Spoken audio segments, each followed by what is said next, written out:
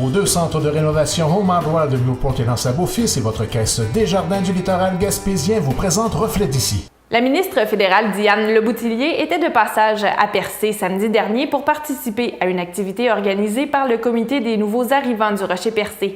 Thierry Haroun y a assisté. Tout juste entré dans le centre communautaire L'Oasis de Percé, que déjà l'odeur des oignons et de la morue vous surprend. C'est que voilà, des gens du Comité des nouveaux arrivants du Rocher-Percé faisaient de la popote en vue d'un grand repas du soir où une soixantaine de convives étaient attendus. Et la ministre Diane Leboutillier a mis la main à la pâte. On peut l'entendre.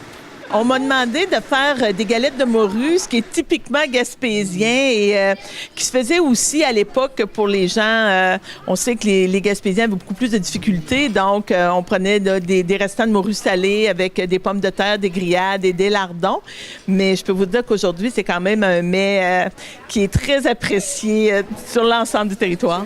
Une occasion unique pour parler du programme fédéral d'allocation canadienne aux enfants, laquelle s'inscrit parfaitement avec l'activité du comité. Quand on regarde dans le comté de la Gaspésie, Île-de-la-Madeleine, qui vient programme fédéral où les familles reçoivent, avec des jeunes enfants, reçoivent puis cette allocation-là qui est non imposable. Puis quand on regarde en retombée dans le comté, ce que ça amène, c'est plus de 36 millions de dollars par année que les familles gaspésiennes se partagent. Et compte tenu, quand on parle de classe moyenne, compte tenu des salaires au niveau de la Gaspésie, souvent les gens, on calcule environ 540 $ par enfant.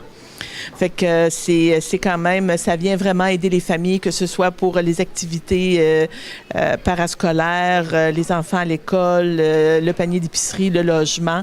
Fait qu'on permet aux parents de pouvoir, eux, dépenser cet argent-là, investir cet argent-là plutôt comme ils le veulent là, pour leurs enfants. Ravi de voir la ministre parmi son groupe Stéphanie Roy, du comité et également agente de migration de Place aux Jeunes, était tout sourire. Dans la dernière année, on a beaucoup de nouveaux arrivants qui nous ont fait peur, qui aimaient cuisiner, qui aimaient partager des recettes. Donc, on s'est dit, tiens, on va faire une activité de cuisine.